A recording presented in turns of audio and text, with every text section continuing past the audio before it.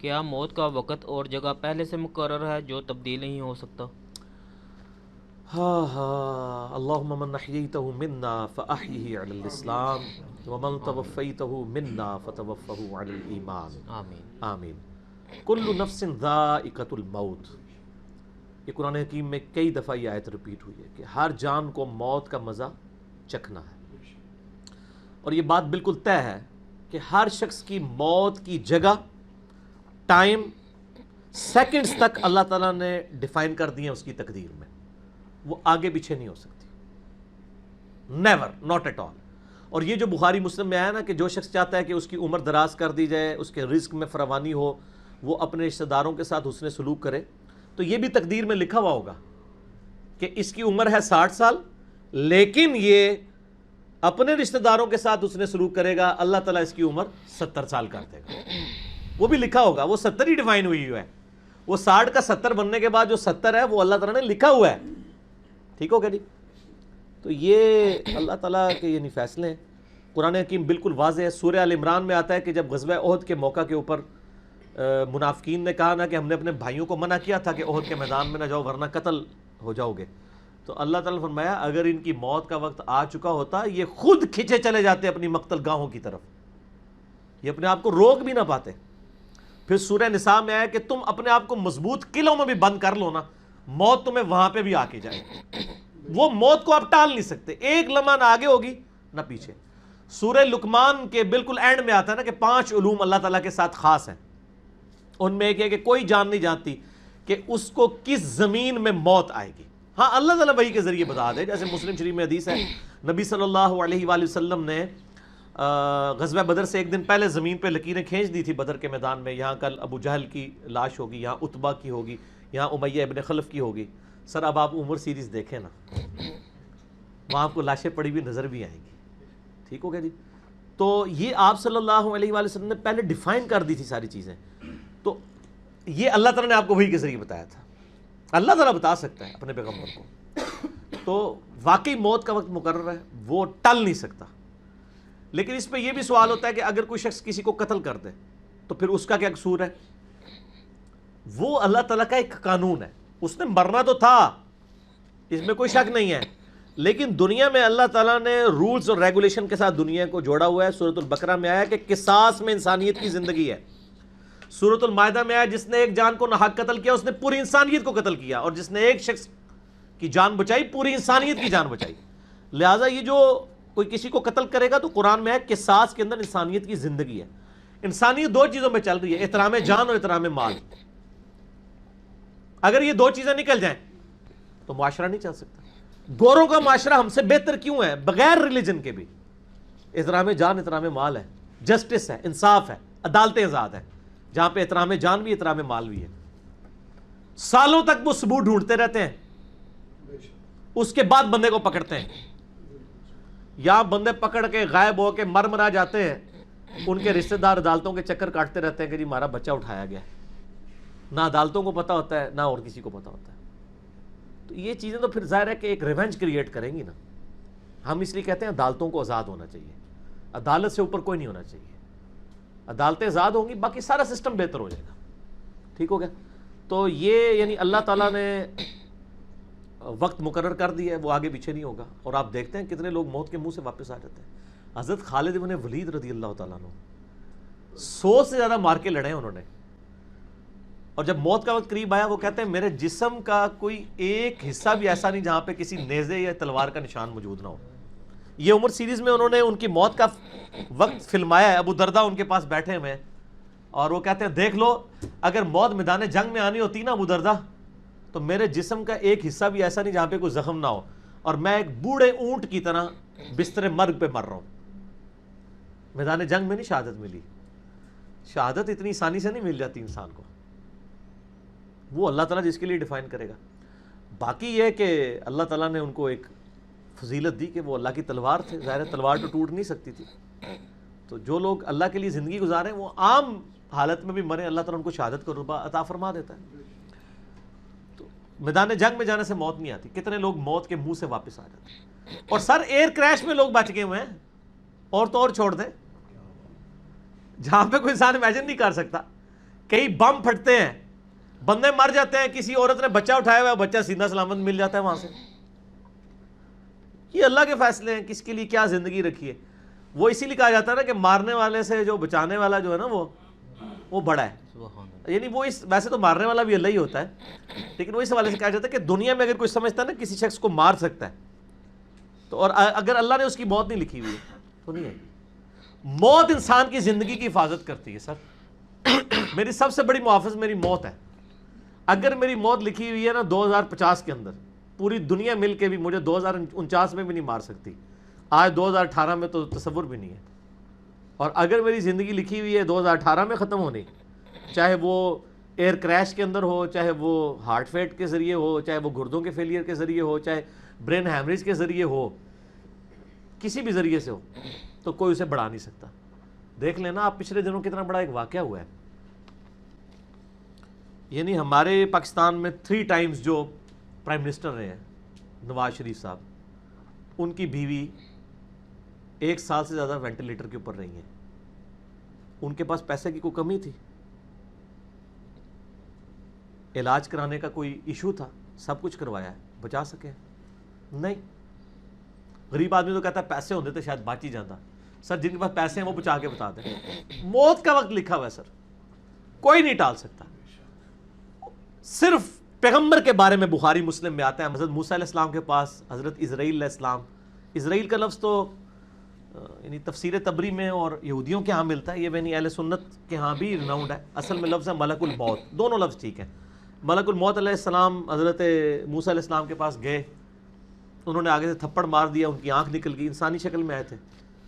تو وہ اللہ تعالیٰ کے پاس شکایت لے کے گئے کہ تو مجھے اس شخص کے پاس بھیج رہا ہے کہ جو مرنا نہیں چاہتا. اللہ تعالیٰ نے فرمایا اس کو جا کے کہو کہ تم جو ہے وہ بیل کی پشت کے اوپر ہاتھ رکھو، تمہارے ہاتھ کے نیچے جتنے بال آ جائیں گے نا اتنے سال بھی زندگی تمہاری اور بڑھا دی جائے، سینکڑوں سال. تو حضرت موسیٰ نے کہا اس کے بعد ان کا اس کے بعد موت. کل نفس ذائقۃ الموت. موت تو سب کو آنی ہے، ایک ہی ہے جسے موت نہیں آنی. یا حی یا قیوم برحمتک استغیث، اے خود سے زندہ اور ہر چیز کو تھامنے والے. باقی وہ سب کو موت آنی ہے. تو انہوں نے کہا پھر بعد میں آنی ہے تو ابھی کیوں نہیں؟ موت نہیں کوئی ٹال سکتا سر، ورنہ پیغمبروں کے لیے ٹل جاتی. وہ پیغمبروں کو جو آفر بھی لگائی گئی ہے وہ یہ نہیں ہے کہ ہمیشہ زندہ رہیں گے، نہیں، قیامت تک. قیامت میں تو سب کو موت آ ہی جانی ہے. ٹھیک ہے نا. اور پھر ایک وہ وقت بھی ہوگا جب اللہ تعالیٰ پوچھے گا لمن الملک اليوم، تو کوئی جواب دینے والا نہیں ہوگا. سب کو موت آ چکی ہوگی، سارے فرشتے، جنات، انسان، مخلوقات. اللہ خود ہی جواب دے گا للہ الواحد القہار. سورہ المومن میں آتا ہے آج کے دن اس واحد قہار کی حکومت ہے. پھر اللہ تعالیٰ پوچھے گا کہاں ہے آج وہ جابر حکمران، بڑے بڑے بادشاہ کدھر ہیں؟ ٹھیک ہے نا. تو اللہ کے لیے کوئی مسئلہ ہے کسی کو یعنی پلک جھپکنے میں مسل دینا؟ ٹھیک ہے. تو موت اللہ تعالیٰ نے ڈیفائن کی. اور موت کیا، آپ کو جو تکلیفیں پہنچتی ہیں سر وہ بھی ڈیفائنڈ ہیں. قرآن میں وَلَنَبْلُوَنَّكُمْ بِشَيْءٍ مِّنَ الْخَوْفِ وَالْجُوعِ وَالنَّقْصِ مِّنَ الْأَمْوَالِ وَالْأَنفُسِ وَالثَّمَرَاتِ. ہم ضرور تمہیں آزمائیں گے تھوڑے سے خوف سے، بھوک سے، جان اور مال میں نقصان سے. پھر چیک کریں گے کون ہے صبر کرنے والا. اور جو صبر کرنے والا ہے اذا اصابتهم مصیبۃ قالوا انا للہ وانا الیہ راجعون. تو پھر ان لوگوں کے ساتھ اللہ تعالیٰ ہوتا ہے جو کہتے ہیں ہم بھی اللہ کی طرف سے آئے تھے، اللہ کی طرف چلے جائیں گے. یہ تکلیف بھی آئی تھی الٹیمیٹلی تو چلی جائے گی نا. ان اللہ مع الصابرین، اللہ تعالیٰ صبر کرنے والوں کے ساتھ ہے. اس حوالے سے ایک آیت قرآن حکیم کی بڑی کرٹیکل ہے، مجھے ضمناً یاد آ گئی، سورہ الحدید کے اندر ہے. بہت کرٹیکل آیت ہے اور یہ ٹاپک قرآن حکیم میں صرف سورہ الحدید کے اندر ہی ایڈریس ہوا ہے. اور جس طریقے سے یہ شد و مت کے ساتھ بیان ہوا ہے نا، آیت نمبر 22-23، اعوذ باللہ من الشیطان الرجیم. ما اصاب من مصیبت فی الارض، کوئی مصیبت بھی زمین میں نہیں آتی، ولا فی انفسکم، اور نہ تمہاری جانوں میں. یعنی زمین پہ جتنے زلزلے آتے ہیں، طوفان آتے ہیں، سونامی آتے ہیں، قحط پڑتا ہے، یہ جتنے بھی عذاب آتے ہیں یا تکلیف آتی ہیں، اور نہ تمہاری جان میں. یعنی کسی کو کینسر ہوتا ہے، کسی کے گردے فیل ہوتے ہیں، کسی کی آنکھ ضائع جاتی ہے، کسی کے اوپر فالج کا اٹیک ہو جاتا ہے، کسی کو ہارٹ اٹیک ہوتا ہے. اللہ تعالیٰ فرماتا ہے یہ ساری تکلیف چاہے زمین پہ ہیں یا تمہاری جانوں پہ، الا فی کتاب من قبل ان نبرأھا، وہ تو پہلے ہی ہم نے لوح محفوظ پہ لکھی ہوئی ہیں، اس سے پہلے کہ ہم ان کو بھیجیں. ڈیفائن ہے، ہونا ہے کہ فلاں تاریخ کو اتنے بجے اس کے ساتھ یہ ہوگا، یہ ڈیفائن ہے۔ ان ذالک علی اللہ یسیر، بے شک یہ اللہ کے لیے بہت آسان ہے، ٹینشن نہیں لینی کہ یار یہ کیسے ہو سکتا ہے کہ پہلے ہی پتا ہو اربوں انسانوں کے ساتھ، اربوں واقعات، اور صرف انسان نہیں باقی مخلوقات کے ساتھ بھی۔ اللہ فرماتا ہے میرے لیے تو آسان ہے، لیکن اس کی ریزن بتائیے کیوں ہے؟ لِكَيْ لَا تَأْسَوْا عَلَى مَا فَاتَكُمْ، یہ ہم نے اس لیے کیا تاکہ جو تم سے بات، جو نعمت تم سے چھن جائے تم اس کے اوپر افسوس نہ کرو۔ وَلَا تَفْرَحُوا بِمَا آتَاكُمْ، اور نہ تم شیخی بگاڑو جو تمہیں نعمت ملے اس کے اوپر۔ اچھائی ملے تو یہ نہ کہو بڑا میرا کمال ہے، وہ تقدیر میں تھی، ملنی تھی، اور اگر کوئی چیز چھن جائے تو افسوس نہ کرو۔ واللہ لا يحب كل مختال فخور، اللہ تعالیٰ کو شیخی بگاڑنے والے پسند نہیں ہے۔ یہ آیت نمبر 22-23 بتا رہی ہے سورۃ الحدید کی کہ زمین و آسمان پہ جتنی بھی تکلیف انسانوں پر، جنات پر، جانوروں پر آتی ہیں وہ ڈیفائنڈ ہے، اور انہی تکلیف میں سے ایک بڑی تکلیف موت ہے، وہ بھی ڈیفائن ہے، وہ کوئی ٹال نہیں سکتا، کوئی کسی کی موت کو ٹال نہیں سکتا، اور نہ کوئی کسی شخص کو موت دے سکتا ہے۔ آپ دیکھیں لوگوں نے کتنی کتنی ایفرٹس کی ہیں، خود ہمارے نبی صلی اللہ علیہ وآلہ وسلم پہ کس قسم کی ایفرٹس کی گئی ہیں، اللہ تعالیٰ نے آپ کو کس طریقے سے مکے سے نکال کے مدینے تک پہنچا دیا۔ اور وہ بخاری مسلم میں بڑی مشہور حدیث ہے، آپ صلی اللہ علیہ وسلم درخت کے نیچے آرام کر رہے تھے، تلوار سائیڈ پہ لٹکائی ہوئی تھی، ایک عرابی آیا دشمن، اس نے موقع غنیمت جانا کہ آپ سوئے ہوئے ہیں، اس نے تلوار اٹھائی اور نبی صلی اللہ علیہ وسلم کے یہاں پہ رکھ دی اور کہا محمد آج تجھے میرے ہاتھوں سے کون بچائے گا؟ تو نبی صلی اللہ علیہ وسلم نے کوئی کانفیڈنس لوز نہیں کیا، ان کو پتا تھا هو الذی ارسل رسولہ بالہدی ودین الحق لیظہرہ علی الدین کلہ، اللہ نے اپنے نبی کے پیچھے اللہ ہے، ان کا اللہ بچائے گا۔ اللہ جب سنا اس کے ہاتھ کانپنے شروع ہو گئے، اس کے ہاتھ سے تلوار ہی گر گئی، نبی علیہ السلام نے وہ تلوار اٹھائی اور کہا اب تجھے میرے ہاتھوں سے کون بچائے گا؟ یہ بخاری مسلم دونوں میں یہ واقعہ، اس نے کہا حضرت آپ تو معاف فرمانے والے ہیں، درگزر فرمانے والے ہیں، تو یعنی آپ کے وہ حسن اخلاق سے پھر متاثر ہوا، مسلمان ہو گیا۔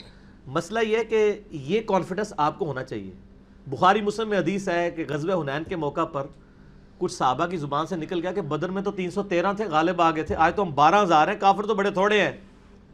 اور یہ ذکر سورۃ الانفال میں آیا غزوہ حنین کا، یہ فتح مکہ کے بعد ہوئی تھی یہ جنگ، مشرکین عرب سے آخری جنگ قبیلہ حوازن کے خلاف۔